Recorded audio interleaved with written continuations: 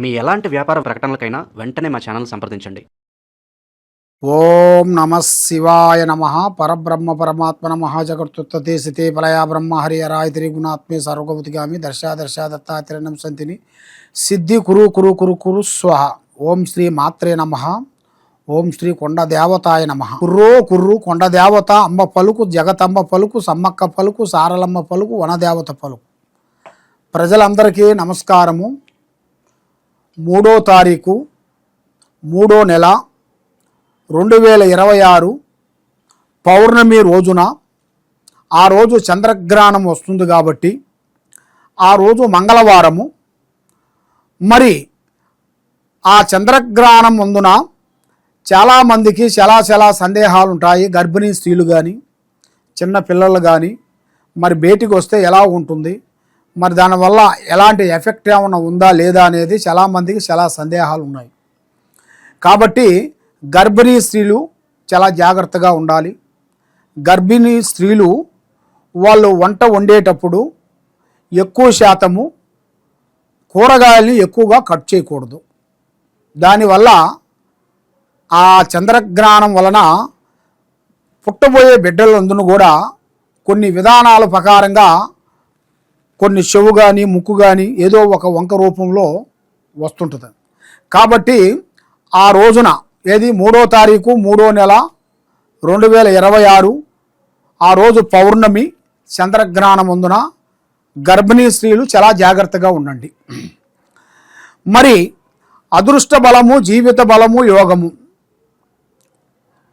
ఈ 12 రాసుల్లో ఉండవలసిన వాళ్ళందరికీ మళ్ళీ ఇప్పుడు రావలసిన మనకి ఉగాది అనగా నూతన సంవత్సరం. ఈ ఉగాది 19వ తారీఖు 3వ నెల 2026న గురువారం రోజున మనకి వస్తుంది. ఆ గురువారం రోజున శ్రీ పరాభవనామ సంవత్సరం. ఈ శ్రీ పరాభవనామ సంవత్సరమున ఈ నూతన సంవత్సరం అందరికీ శుభాకాంక్షలు. అందరూ ఆరోగ్యంతో ప్రశాంతంగా మనశ్శాంతిగా ఉండాలని మనస్ఫూర్తిగా కోరుకుంటున్నాను. మీ కోయ ద్వారా బిఎల్ శ్రీనివాసరాజు. మరి మీ యోగాన్ని బట్టి, నక్షత్రాన్ని బట్టి ఈ 12 రాశుల్లో ఉండవలసిన వాళ్ళందరికీ ఏ రాశి అందునా ఏ రాశి నుంచి ఏ రాశి వరకు వాళ్ళ స్థితిగతులు మారుతున్నాయి, వాళ్ళ యోగ నక్షత్రం అనేది ఎంతవరకు వచ్చింది, వాళ్ళ గడియలు ఎంతవరకు నడుస్తున్నాయి, వాళ్ళకి విద్యారంగంలో ఎంతవరకు వచ్చింది, మరి కుటుంబంలో కూడా కళ్యాణం కాకోకుండా చేతి కాడుకొచ్చింది దూరం కావటం, మరి ఎన్నో రోజుల నుంచి పెళ్లి కావాల్సిన వాళ్ళు కూడా లేటుగా పెళ్ళిళ్ళు కావటం, మరి వాళ్ళకి విద్యా రంగంలో కూడా చదువులో కూడా చాలామందికి చదువులో కూడా కొంచెం బ్రేక్ కావటం, రాజకీయ విశేషాల్లో కూడా కొన్ని ఇబ్బందికరమైన సమస్యలు కొన్ని రావటం, ఇంట్లో మనశ్శాంతి లేకోకుండా ఉండటం, ఆరోగ్య సమస్యలతో కొంచెం సతమతం కావటం, ఇలాంటి సమస్యలతో చాలామంది సతమతమయ్యే వాళ్ళందరికీ ఇప్పుడు ఈ 12 రాసులకి గురించి నేను చెప్పబోతున్నాను. ఏ రాశికి ఎలా ఉంటుందో అనేది మీరు ఒక్కొక్క రాశికి ఒక్కొక్క విధంగా ఉంటుంది. మరి అది ఏ రాశికి ఏ టైం నుంచి ఏ టైం వరకు వాళ్ళకి కలిసి వస్తుందో అనేది ఇప్పుడు మనం చెప్పబోతున్నాం. ఓం నమ శివాయ. 2026 మార్చి నెల ధనుస్సు రాశి ఫలితాలు. ఈ ధనుస్సు రాశిలో ఉండవలసిన వాళ్ళందరికీ అదృష్ట బలము, జీవిత బలము, యోగ బలము, ధన బలము. మరి వీళ్ళకి స్థిరాస్తులు అనగా తాతల ముత్తాతల నుంచి రావాల్సిన కొన్ని ఆస్తులు ఆగిపోవటం కానీ, స్త్రీ నుంచి రావాల్సిన కొన్ని ఆస్తులు ఆగిపోవటం కానీ, మరి ఎన్నో రోజుల నుంచి వీళ్ళు కోర్టు చుట్టూ తిరుగుతూ ఎన్నో బాధలు పడుకుంటూ ఈ ఆస్తుల గురించి బాధపడే వాళ్ళందరికీ ఇప్పుడు ఒక మంచి శుభవార్త రాబోతుంది. వీళ్ళకి ఈ ఉగాది నుంచి అద్భుతమైన విజయాలను పొందబోతున్నారు. ఉగాది నుంచి వీళ్ళకి చేయాల్సిన కార్యక్రమం, మరి ఎన్నో రోజుల నుంచి ఎదురు చూస్తున్న కార్యక్రమం వీళ్ళకి అద్భుతంగా సక్సెస్ఫుల్గా అయ్యే మార్గం కనబడుతుంది. కాబట్టి ఏ కార్యక్రమైనా కానీ ఏ పనైనా కానీ ముందు వీళ్ళ ప్లానింగు, వీళ్ళ ఆలోచన, వీళ్ళ ఐడియా ఎవరికి పబ్లిసిటీ చేయొద్దండి.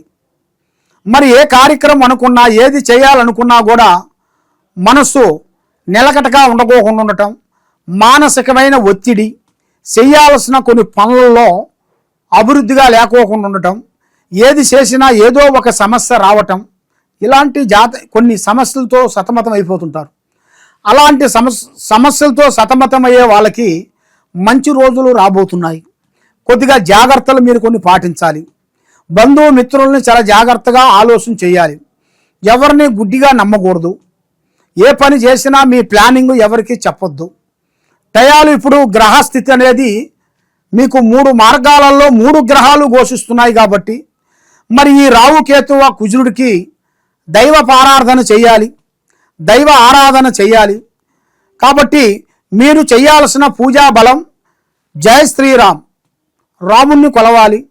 రాముడు గుడికి వెళ్ళి మనకు దగ్గర ఉండాల్సిన రామాలయం దగ్గరికి వెళ్ళి మీ చేతుకుంటా కొన్ని పండ్లు కానీ, కొన్ని ఫలాహారాలు కానీ, కొంచెం ప్రసాదం కానీ, కొంత ఆహారం కానీ, భోజనం కానీ మీ చేతుకుంటా కొంతమందికి భక్తులకి మీ చేతుకుంటా కొంచెం ప్రసాదాన్ని మీరు పంచిపెట్టినట్టుకైతే మీలో ఉండాల్సిన అష్టకష్ట దరిద్ర దోష నివారణ అనేది శాంతం అవుతుంది. మీ మీద ఉండాల్సిన చెడు దిష్టి ప్రభావము శాంతం అవుతుంది. పిల్లల పట్ల, భార్య పట్ల, స్నేహితుల పట్ల ఉండాల్సిన కొన్ని సమస్యలు కొన్ని తొలగిపోతాయి. మరి ఎన్నో రోజుల నుంచి మీరు అనుకున్న ప్లానింగు ఏదో ఒక ప్రయత్నం మీరు చేయాలి, ఒక దాంట్లో మనం నిలబడాలి, 4 రోజులు కష్టపడ్డా కూడా అనుకున్న ఉద్యోగంలో నిలబడిపోవాలి, దాన్ని కంప్లీట్గా చేయాలి అన్న ఒక కోరిక, ఆలోచన మీ మైండ్లో ఉంది కాబట్టి ఆ కోరిక మీకు కరెక్ట్గా సక్సెస్ కావాలి అనుకున్నట్టుకైతే మీకు మెయిన్గా దరిద్ర గ్రహ దోష నివారణ అనేది ఎక్కువగా కనబడుతున్నాయి. మీ కుటుంబం మీద, నీ మీద, మీ పిల్లల మీద 3 గ్రహాలు ఘోషిస్తున్నాయని చెప్పాను. ఈ 3 గ్రహాల వల్ల మీకు చెడు ప్రయోగాలు, శాతబడి, చెల్లంగి, బాలావతి ఇలాంటి చెడు పూజలు మీకు సంబంధించిన వాళ్ళు మీ కుటుంబానికి పంపించిన దానివల్ల మీరు ఏ పని ఎదగకోకుండా, చేతి కాడుకు వచ్చింది నోటికి అందుకోకుండా పోవటం, నమ్మిన వాళ్ళు మోసం చేయటం, నమ్మక ద్రోహం కొన్ని జరగటం, ఇలాంటి సంఘటనలతో చాలా చాలా చాలా చాలా వరకు సతమతం అయిపోతున్నారు. కాబట్టి మరి ఇప్పుడు మీకు ఒక మంచి అవకాశమైన, ఒక అద్భుతమైన విజయము రాబోతుంది. మరి ఎన్నో రోజుల నుంచి మీకు దిశ తిరిగే టైము, తర్వాత ప్రజలలో ఒక మంచి స్పందన, రాజకీయంలో కూడా ఒక అభివృద్ధి, ప్రజలలో కొన్ని మార్పులు, అది మీకు అనుకోకుండా ఎదురొచ్చే మార్గాలు కూడా అతి దగ్గరలోనే కొన్ని కనబడుతున్నాయి. మరి ఇప్పుడు మీరు ఏ కార్యక్రమం చేసినా, ఎక్కడికి పోయినా మనసు ఒక రకంగా లేని దానివల్ల ఏది చేయాలనుకున్నా కూడా కొన్ని ఇబ్బందికరమైన సమస్యలతో సతమతం అయిపోతున్నారు. కాబట్టి మీ ముఖము చూసిన వాళ్ళు చాలామంది మీకేమి తక్కువనైనా బాగున్నారు అని అనుకుంటుంటారు. కానీ ఏమీ ఉండదు. అక్కడ ఎంత సంపాదించినా కూడా చెడము తీరిక ఉండదు, దమ్మిడి ఆదాయము ఉండదు. మరి మీకన్నా చిన్న వాళ్ళు మీ దగ్గర డైరెక్షన్ తీసుకున్న వాళ్ళు కూడా ఇప్పుడు పెద్ద స్థాయిలో ఎదిగిపోయిన వాళ్ళు కూడా ఎంతోమంది ఉన్నారు. కాబట్టి మీరు ఎవరిని నమ్మాలి, ఎవరిని నమ్మకూడదు, ఏ దేవుణ్ణి పూజించాలి, ఏ దేవుణ్ణి పూజించకూడదు అనేది మీకే అంతు చిక్కని బాధపడుతున్నారు. కాబట్టి మీరు తొందరపాటు అనేది పడుకోకుండా, తప్పకుండా పడ్డవాడు చెడ్డవాడు కాదు.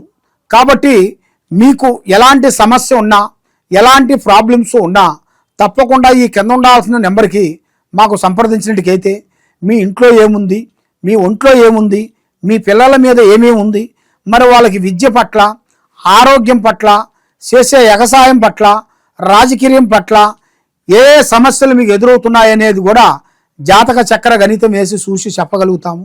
ఏ సమస్యకైనా కూడా మన దగ్గర ఒక పరిష్కారం దొరుకుతుంది.